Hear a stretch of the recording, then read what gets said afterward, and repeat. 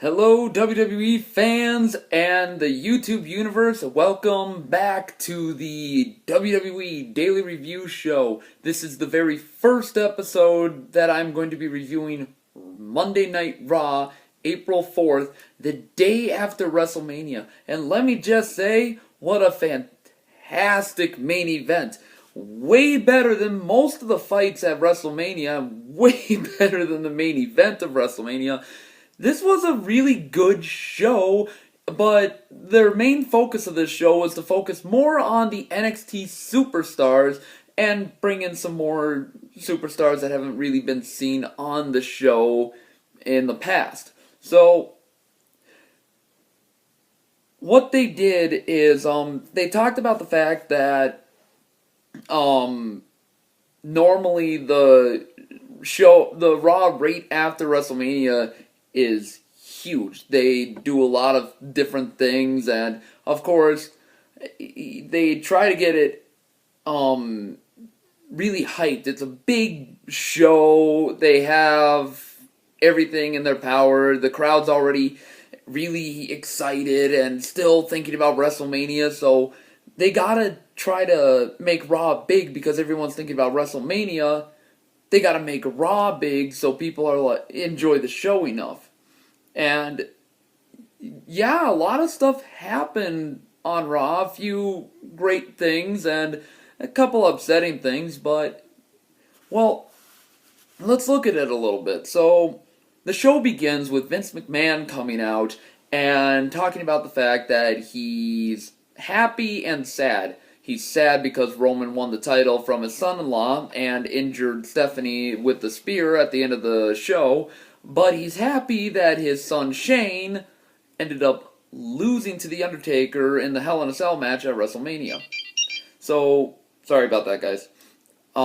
He's excited about that. He's ready to leave and says it's going to be a big show, a lot of stuff's going to happen, and then Shane's music plays and he comes out thanking the WWE Universe for what he did, what they did for him, and how they made him feel. So, he's about to leave, and Vince says, no, you are not topping me. You know what? You want to run the show? You can. Let's see how you do. And the crowd goes nuts knowing that Shane McMahon is running the show right now. So Shane McMahon runs the show, and everyone's happy, and of course, that's the end of that segment. But later on, we figure out the reason Vince let him do it was in hopes that he would fail, the ship would sink, and he would prove a point. Which, to tell you the truth, I think he ran Raw pretty well, actually. I don't think the ship sank. There was some pretty good fights and one amazing main event. Literally, best match I've seen in a while, actually. Other than, yeah, you got the ladder match and the Divas match from last night, but this match was really good too, with a really cool person put into the match, or someone we haven't seen for a while. So, leading on, match number 1 was actually a tag team championship between the New Day, Kofi and Big E, versus the League of Nations, King Barrett and Sheamus. And this was a good match too. It was a good way to start, and it was kind of funny because the New Day comes out and Xavier Woods is holding a piece of the cereal, of the Bootio cereal that of the box they came out of, and they're acting like it's the last piece of WrestleMania, and Xavier lifts it up and he's like, Him-wun-yama, Bootio's, and it's just like, you can tell the crowd loves the way the New Day just have a lot of fun with what they do, and rightfully so. They're a lot of fun to watch. So the match begins, and Sheamus and Kofi start. It's kind of back and forth match, and it's pretty good with some good moves. Rusev gets involved in the match, and he's not even part of it. He actually comes into the match, and Big E has to toss him out of the ring because he was actually trying to get involved in the match when the ref was distracted. So that happened. So that happens, and Rusev's still part of the match. He's actually attacking Big E and Kofi, and Barrett takes advantage of that, or tries to anyways, and has a failed attempt. Later on, I mean, Big E finally gets tagged in, and Big E hits 3 belly to bellies on King Barrett, and hits a big splash, jumps on top of him.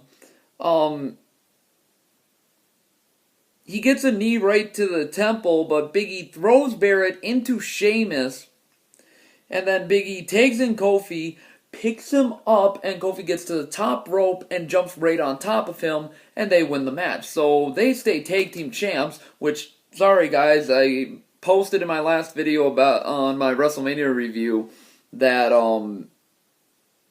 the League of Nations won the title match. I didn't know they didn't win the title. I just remember they won the match. Something must have happened. It must not have been an actual tag team championship match. But they win, and Sheamus starts talking about, no, you guys all shut up, and stuff like that, and all of a sudden the Wyatts come out and attack the League of Nations. Now, this is different a little bit to me, due to the fact the Wyatts aren't considered good guys. The League of Nations are considered heels, the Wyatts are considered heels. I guess, though, it's not too confusing due to the fact the Wyatts want to be known as the strongest faction in the WWE, and the League of Nations is kind of trying to top them, and I think we're going to see a rivalry between the Wyatts and the League of Nations for a while. Hopefully Luke Harper heals up pretty quick so he can come back in, and it can actually be maybe a 4-on-4 tag team match between the League of Nations and the Wyatts, and personally, hopefully the Wyatts come out on top. So the next match is... anyways, sorry, before I go on to the next match, it was a good match. The next match is between Summer Rae and Sasha Banks. And Summer Rae comes out and talks about the fact that they lost, but if she ran the team, they wouldn't have lost. They would have won just fine. And Sasha Banks is yada yada. And sure enough, here comes Sasha Banks. She comes out, and the match starts off with Sasha Banks literally slapping Summer, and Summer just gets this big reaction like, it's the worst thing in the world that Sasha Banks just slapped me. Ah! She's screaming and throwing a hissy fit, and she gets this, with a little bit of a distraction, she hits Sasha with the spinning heel kick, gets a 2 count on her, but then it's like Sasha hits with double knees, gets a 2 count on Summer. Summer and Sasha then both miss with their finisher. Summer goes for a 2 count again, but then Sasha puts her into a lockup and gets the tap out. Short match, kind of a poor match just because not much happened, and it doesn't help that Sasha has this amazing fight at WrestleMania, and they end up giving her like nothing to look forward to on the Raw right after. So I guess I can't look too much into it just due to the fact it's going to be hard to top such a great Divas match or Women's Championship match at WrestleMania, but it just wasn't long enough to really give it any more than a poor rating just due to the fact not much happened. So we move on, and like I said, they focused a lot on bringing in NXT superstars, people who were going to be coming into the roster later on. And the next match was between Tyler Breeze versus Apollo Crews. And again, new guy I've never heard of, and it was cool to see him come in the ring. When they said Apollo Crews has a lot of great moves, and he's a high flyer, he really was. He's doing flips in the ring and stuff, and I mean, a lot of people hate Tyler Breeze, and while I don't like his character that much, I know he can wrestle pretty well. And I was wondering, is this guy going to do good? Is it true? And sure enough, he comes out and does some pretty cool stuff. He slams Tyler Breeze early on. There's a big kick to the face by Breeze into a 2 count. But then, like,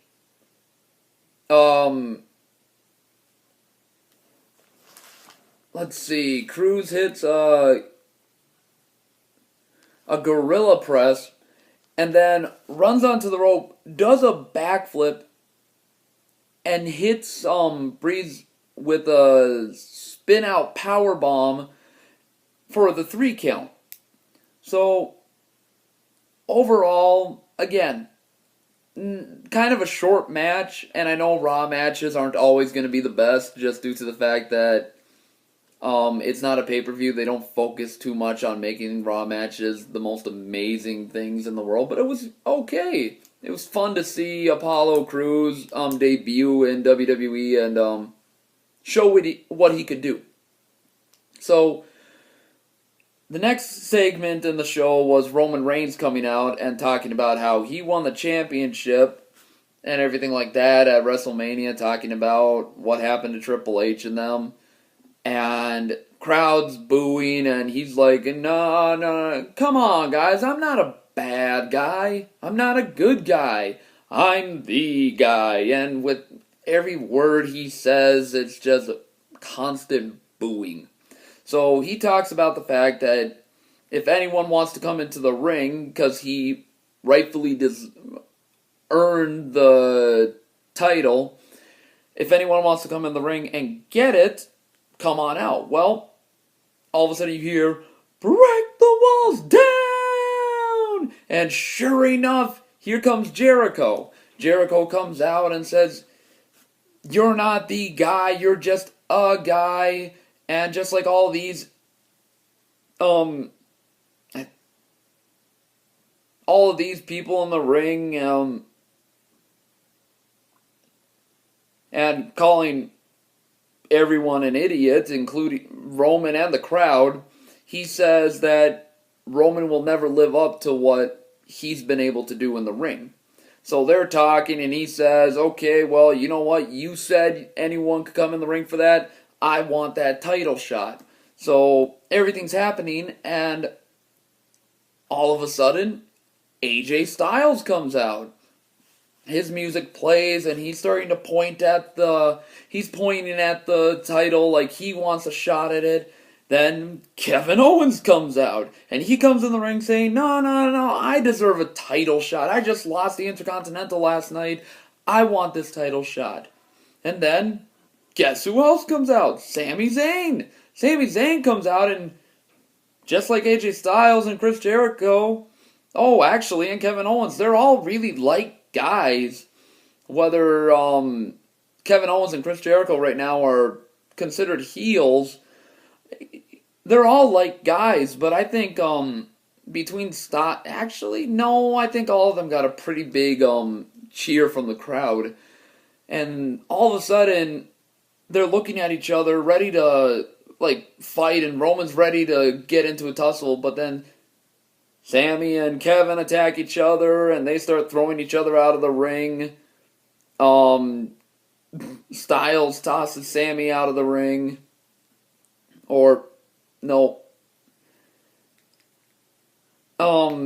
Jericho tosses Styles out of the ring. Jericho's talking trash. And then Roman comes up and spears Jericho, and we figure out there's going to be a fatal 4-way for the number 1 contenders match later on by Shane McMahon telling Roman that these guys are going to be in a fatal 4-way at the main event to see who's going to fight you at, I'm pretty positive, the next pay-per-view. So you already got what sounds like it's going to be a really good main event, because you got 4 of the best wrestlers in the ring right now just pretty much ending up in a match against each other.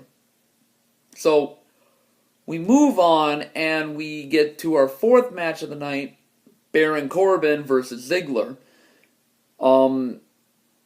And again, this is a nice match. It's a nice way to introduce more of the NXT stars to the entire WWE universe, since not everyone sits there and watches NXT, probably due to the fact that NXT you have to watch on the network rather than on the USA network. So Baron Corbin comes out and he starts off strong. He gets a drop kick.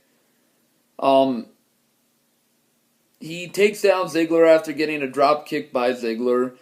And he gets a nice shot on Ziggler, knocking him back down. When we come back from break, Corbin's in control of the match. And we get multiple things. And actually, later on in the match, we get Ziggler throws Corbin into the corner and hits two big splashes on Corbin.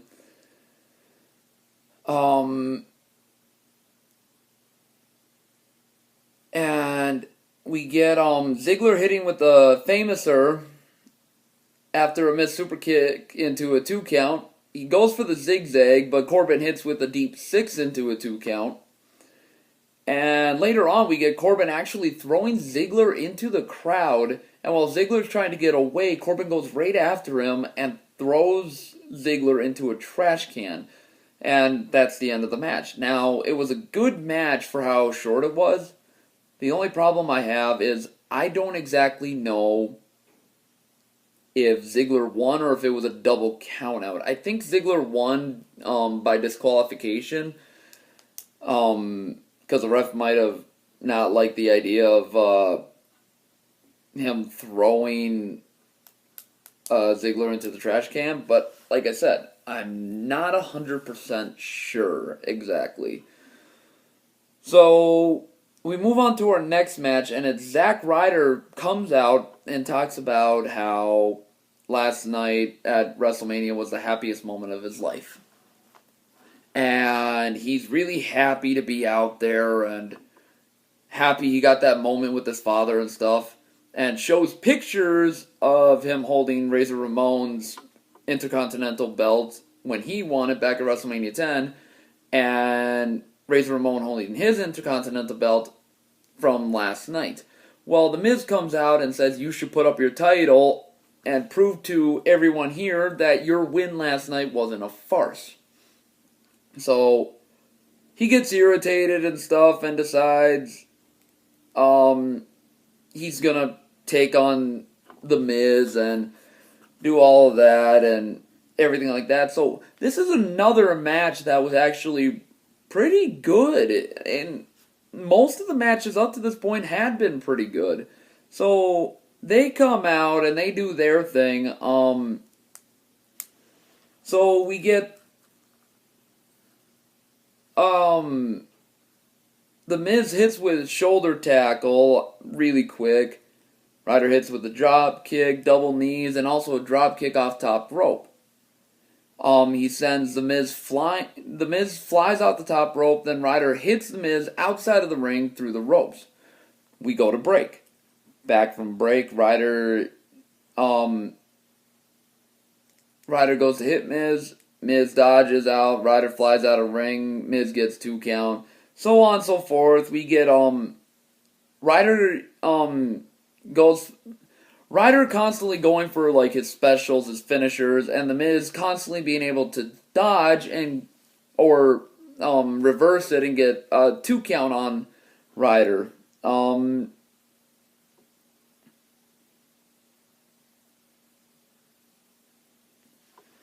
So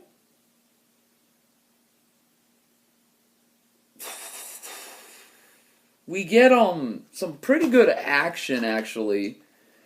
And they end up out of the ring. And this is where it leads to what I think is, giving Ryder his WrestleMania moment, but automatically taking it from him and making it kind of pointless. So, Ryder's outside of the ring. The Miz throws Ryder into the ring and the barricade right in front of his father. Miz gets in front of in front of his father's face and talks trash, and his Ryder's father pushes The Miz.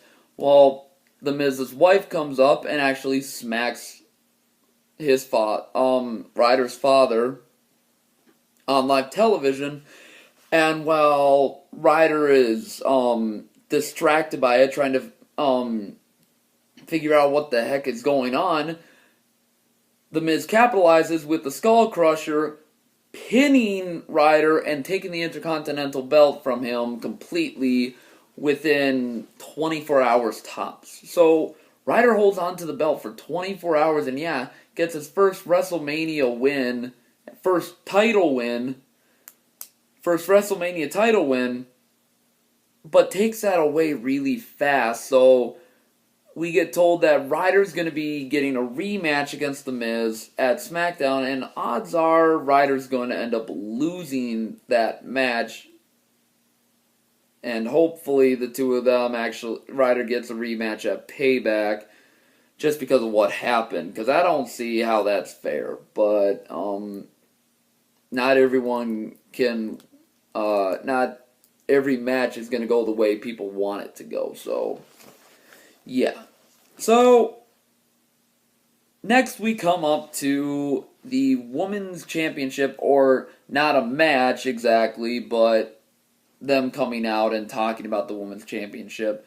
Lita introduces the new Women's Championship belt and asks the crowd to welcome the new Women's Champion, Charlotte. Well, the crowd boos for a while, and Charlotte's actually trying to make a really nice speech to begin with. Of course, it's misleading, but she's trying to talk about the fact that they wouldn't have been able to get there without all the divas, without the universe, without her father, and everyone goes, woo! Woo! Everyone's doing that, everyone's chanting something, and Charlotte's really trying to get the crowd to listen to her because she's trying to start off where she's being very sincere and everything. But then she starts talking about how after last night, she's been immortalized, and she starts ripping on the Divas division, talking about how she's only been in there for less than a year, and some of these Divas have been in for many years, and she's already Women's Champion. And the Divas end up leaving the ring during her speech, but Natalya stays in and tells Charlotte that she should put her money where her mouth is, pretty much, by saying, put up the belt. And Charlotte's like, I don't have to prove anything to you. So they get into a Flair,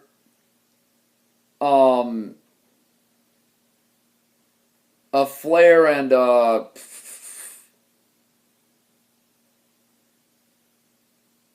family feud. I'm trying to think of the name. I can't believe I can't think of the name right now. Not Hart. Okay. They get into that kind of a family rivalry where they're talking about whose family's better, and Charlotte says, because of this belt, I've proven my family has always been better than yours. So I'm predicting these two end up fighting at Payback. I wouldn't be surprised if they do, in all honesty. So I guess we'll see. And these two can put on a good show. The next match was the Usos versus the Dudley Boys in a tables match. Now, like I said, the Dudleys and the Usos have had kind of a weird rivalry going on. Not a lot of people really care for it because it's kind of a sloppy rivalry. They haven't done much together, and not saying either of the teams are bad because they're really good. It's just these two teams do not have a good chemistry together to really get the crowd into their matches. And you would think a tables match with the Dudley Boys, that should really get the crowd into it, but again, not so much. It starts off where the Dudleys dominate the beginning of the match. It's kind of a mismatch again. Well, Devon and Bubba hit their specials, hit hit their special, the one where Bubba holds someone's legs up and Devon jumps off the top rope into the crotch section. And they go for the tables, but the Usos both jump out of the ring, going for them. Like, here's Bubba Ray. Screw you guys! And everyone boos and stuff, and Jimmy hits a splash on Bubba. The Dudleys try to put Jimmy through the table when we come back from break. We see that, and Jay actually moved the table away, so the match still went on. There's a double super kick to the Dudleys, and what happens is the Dudleys start fighting back, and the Usos come back a little bit onto the match. They put both the Dudleys onto the tables. They get up on the top ropes, ready to jump through the tables and win the match. But what happens is they completely miss their shot, and the match ends with the Dudleys winning by really quick. Bubba Ray tosses one of the Usos into the table that's still up on the post. And then he sits there and he's telling the bell announcer, "Now we win! You see that? Now we win! What the heck's wrong with you?" He's screaming and stuff. They start leaving, talking about how they're not going to go anywhere. And then another two NXT stars get to debut on Monday Night Raw on the main roster. Enzo and Cass, who are known as two of the most popular superstars on the NXT roster. They're a great tag team. They're a lot of fun. If you watched Roadblock, WWE Roadblock, they actually debuted at that pay-per-view on the main roster, and that was a really fun fight. They've proven themselves to be a great tag team duo. And they just sit there and insult the Dudleys, and some of the insults are really, really funny. Kind of like, yeah, they're insulting, but the crowd's loving it. And Bubba wants to know why Cass isn't speaking, because Enzo's doing all the insults and stuff, and Cass is like, "Well, you don't like what he's saying, why don't you come into the ring and fight us?" And Bubba and Devon go down and all of a sudden get up on the top, and they're like, "Screw you," and they walk off, and Cass does his whole thing, spells out soft the way they do. And it's a cool confrontation between the two, but the match itself only gets an okay in my book. Well, before all that happens, though, after the match and stuff, Sami Zayn's getting talked to about his number one contender's Fatal 4-Way match, and Owens attacks him during the speech, and we get told Sami Zayn can't fight in the match because of what Owens did. So at first everyone thinks, great, it's going to be a triple threat. Well, no, they announced that it's still going to be a Fatal 4-Way. So AJ Styles comes in first, then Jericho, then Kevin Owens.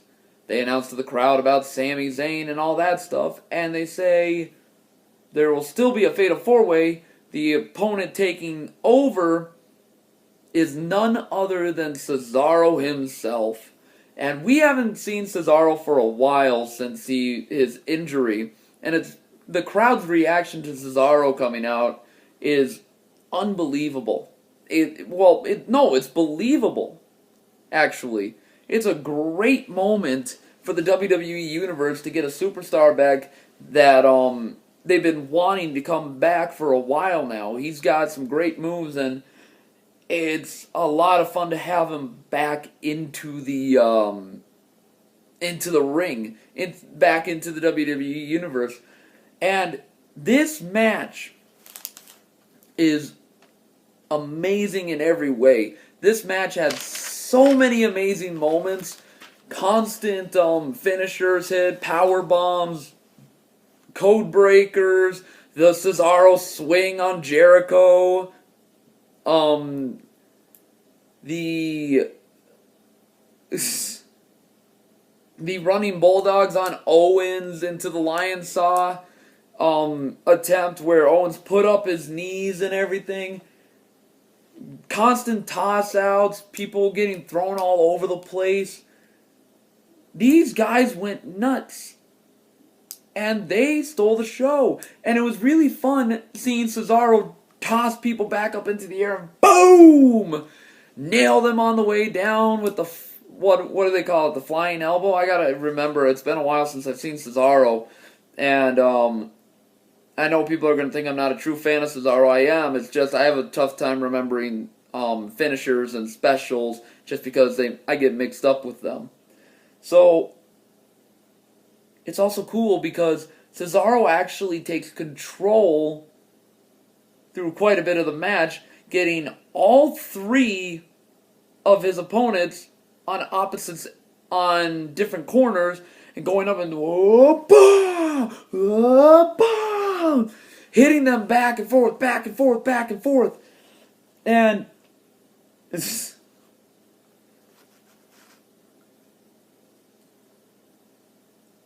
personally, I couldn't tell who was going to win this fight. There were so many great moments that it was hard to tell who was going to win. But at the very end,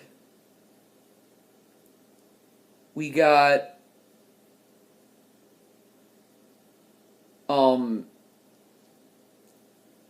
Cesaro getting Jericho into the sharpshooter after getting into the walls of Jericho. And one moment when everyone thought the match was going to be over, Styles takes out Cesaro, saving the match. Owens tries to roll Styles up, gets a 2 count, gets out of that. A code breaker by Jericho to Styles into a 2 count. And then Styles ends up winning the match, becoming the new #1 contender for the World Heavyweight Championship against Roman Reigns. And I'm pretty sure that's the first confirmed match for Payback. And that should actually be good. We haven't actually gotten a one-on-one confrontation between Roman and Styles, and not gonna lie, I'm personally cheering for Styles, but I don't think they're gonna do the same thing they've done to Roman that they've done in the past right now. Roman will probably end up winning the match, but overall, this was an amazing match and a great way to end a really good episode of Raw. There were a lot of great moments, a lot of superstars we didn't get to see, but like they said, they were more focusing on getting NXT stars in and getting them introduced to the WWE Universe so people know what they're like. And that's great, but I'm glad what they did for the main event. This main event actually did better than the main event at WrestleMania and did better than most fights other than, I think, the ladder match and the Divas match. It might have been even better than the Divas match. There were a lot of great moments. So, all in all, pretty good episode of Raw. I enjoyed it. I enjoyed seeing how Shane McMahon ran Raw, and hopefully we'll see Shane run more Raws, but until then, we won't know until next week, I suppose. So, that's the end of my show. If you enjoyed it, leave a like, leave a comment. If you want to give your opinion, leave a comment below in the comment section. And I'm your host, DJ Bauman, and I will see you next time. Everyone, have a good day.